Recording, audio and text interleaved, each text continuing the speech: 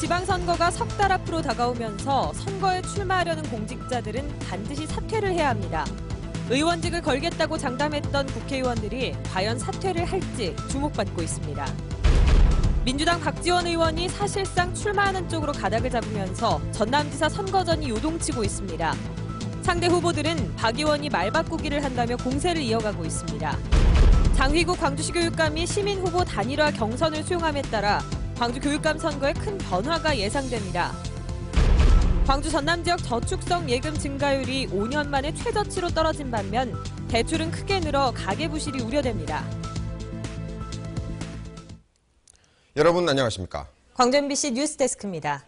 지방선거가 내일이면 딱 90일 앞으로 다가오게 됩니다. 선거에 출마하고자 하는 공직자들은 내일까지 사퇴해야 합니다.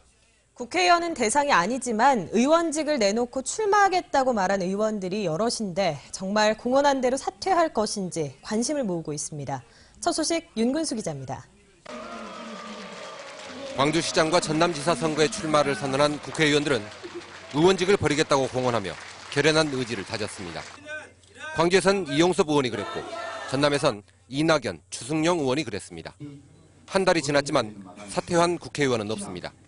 기득권에 연연하지 않겠다는 게 변함없는 기본 입장이고요. 그런데 지금 이제 환경이 많이 바뀌었지 않습니까? 신당이 만들어지고 그동안엔 민주당 지도부가 말린다는 이유를 댔습니다. 안철수 세력과 경쟁하는 상황에서 7월 재보선의 규모가 커지는 걸 경계한다는 의미였습니다. 하지만 두 세력이 한 지붕 안에 들어온 마당에 사퇴를 만류할 명분이 사라졌습니다. 오히려 제3지대 신당이 기치로 내건 약속의 정치는 입지자들의 발목을 잡을 가능성이 커졌습니다. 새정치는 국민과의 약속을 지키는 신뢰의 자산을 만들어 나가는 데서 출발합니다. 새정치는 약속의 실천입니다. 통합신당의 공천 규칙이 어떻게 정해질지 안개 속인 가운데 사퇴를 공언했던 국회의원들이 당장 자리를 내던질 기미는 없어 보입니다. 다만 정치 혁신과 약속 이행에 대한 여론의 압박이 커지고 입지자 간의 경쟁이 가열되는 상황이 오면 말로만 사퇴한다고 해놓고 슬쩍 넘어가기는 어려울 걸로 보입니다. MBC 뉴스 윤문수입니다. 어제 민주당 박지원 의원이 전남지사 출마를 시사하는 발언을 하면서 다른 후보들이 예민한 반응을 보이고 있습니다.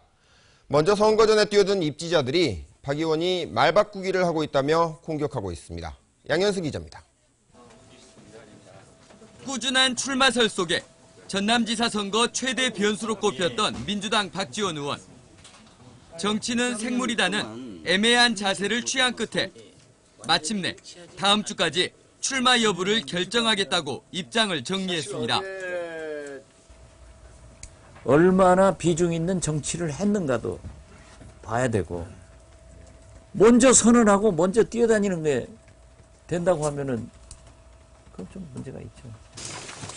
서부권 지지 기반이 일부 겹치는 이낙연 의원이 가장 발끈했습니다. 박 의원의 출마 명분이었던 안철수 바람이 신당 창당으로 없어졌는데 박 의원이 말을 바꾸고 있다며 원색적으로 비판했습니다. 박 의원은 자신이 수도 없이 되풀이하신 그 발언을 해교한 논리로 뒤집고 있습니다. 지도자의 말 바꾸기는 정치 불신을 초래하고 지도자의 생명을 갉아먹게 됩니다. 동부권이 기반인 주승용 의원은 상대적으로 긴장감이 덜한 모양새로 박 의원 행보를 우회적으로 견제했습니다. 새정치연합 이석형 예비후보도 명분 없는 출마설 등에 전남도민 짜증이 극한에 달했다며 비판에 가세했습니다. 공인으로서 사역이 앞선 어떻게 보면 그 노역을 보이는 아름답지 못한 그런 어떤 저는 정치 행태로 다시 한번 강조해보고자 합니다.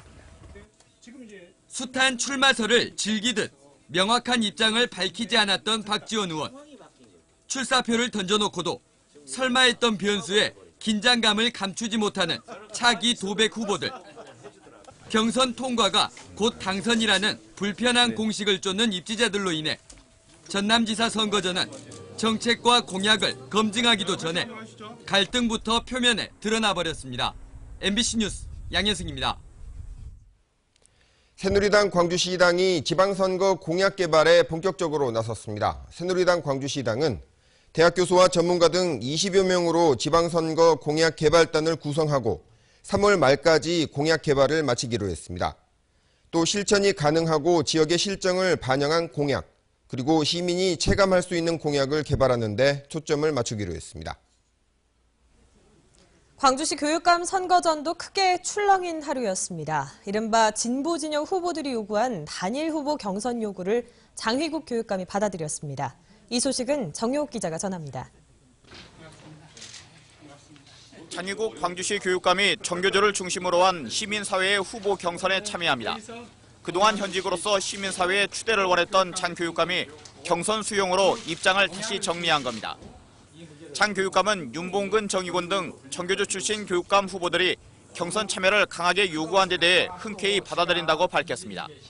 오랫동안 교육민주화와 교육개혁, 참교육, 전교조 운동을 함께한 동지들의 제안을 존중해서 시민후보 단일화 경선을 적극적으로 수용하겠습니다. 일단 경선에 합의한 만큼 최고 관심사는 경선 규칙입니다. 장 교육감은 시민사회에서 규칙을 결정해달라고 요구했지만 여론조사 반영 비율 등에서 첨예한 대립이 예상됩니다. 현직 프리미엄을 안고 여론조사 1위를 달리고 있는 장 교육감은 여론조사 반영 비율이 높으면 좋겠지만 다른 후보들은 그 반대 상황이 유리합니다. 이번 단일화 합의는 광주시 교육감 선거 전체 판도에 영향을 미칠 것으로 보입니다. 진보 진영이 뭉침에 따라 비정교조 진영에서도 후보 단일화 등 선거 전략에 변화가 예상됩니다. 현재까지 6명의 예비 후보가 등록한 광주시 교육감 선거. 경선 규칙과 결과가 어떻게 될 것인지 본선 못지않은 관심사가 되고 있습니다. MBC 뉴스 정효욱입니다. 광주 전남 지역 저축성 예금 증가율이 5년 만에 최저치를 기록했습니다. 반면 대출은 급격히 늘었는데 이건 그만큼 우리 지역 가정 경제가 부실해졌다는 뜻입니다. 이재원 기자입니다. 각종 상가가 밀집해 있는 광주 상무지구. 봄을 맞아 산뜻한 단장에 나섰지만 경기는 좀처럼 풀릴 조짐을 보이지 않고 있습니다. 통계를 낼 수는 없지만 그런 걸 느끼죠. 이제 피부 속에 좀 느껴지죠. 의식도 많이 해지게 되고요. 이 같은 불황의 여파를 반영하듯 가계의 대표적인 목돈 마련 수단인 저축도 뒷걸음질 치고 있습니다. 정기 적금으로 대표되는 저축성 예금은 지난해 4.56% 증가하는 데 그쳐 5년 만에 최저치를 기록했습니다. 특히 지난 2011년 이후 2년 연속 전국 평균보다 낮은 4%대의 낮은 증가율에 그쳤습니다. 가계의 여윳돈이 그만큼 줄었다는 반증입니다. 가계가 풍부한 자금이 부족한 것으로 해석이 됩니다. 그리고 저금리에 따라 가지고 저축성 예금의 매력도 떨어졌고요. 반면 부채 수준을 보여주는 가계 여신은 가파르게 증가하고 있습니다. 지난해 가계 대출은 1조 2천억 원이 늘어 전년도보다 9.4% 증가했습니다. 특히 증가한 가계 대출의 대부분은 주택 대출이 차지해 불황이 지속될수록 가계 부실의 위험도 높아질 수 있다는 우려가 커지고 있습니다. MBC 뉴스 이재원입니다. 류머티즘 퇴행성 관절염 전문 질환 병원인 빛고울 전남대병원이 오늘 개원식을 갖고 본격적인 운영에 들어갔습니다. 총 사업비 657억 원을 들여 광주 노인 건강타운 안에 지어진 빛고울 전남대병원은 정형외과와 재활의학과, 류머티즘 내과 등 총 13개 과로 구성되어 있습니다. 빛고울 전남대병원은 216병상 규모로 류머티즘 관절염 전문 질환센터로는 전국에서 가장 규모가 큽니다. 광주시교육청이 새학기 시작과 함께 3.1절 개기 수업을 실시했습니다.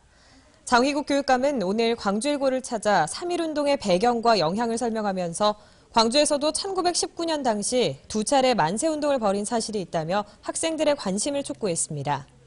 교육청은 그동안 3.1절 개기 교육이 개학과 입학 직전의 공휴일 등으로 소홀히 되어 왔다며 최근 일본의 역사 왜곡이 심화되고 있는 상황에서 3.1절 개기 수업을 활성화한다는 방침입니다.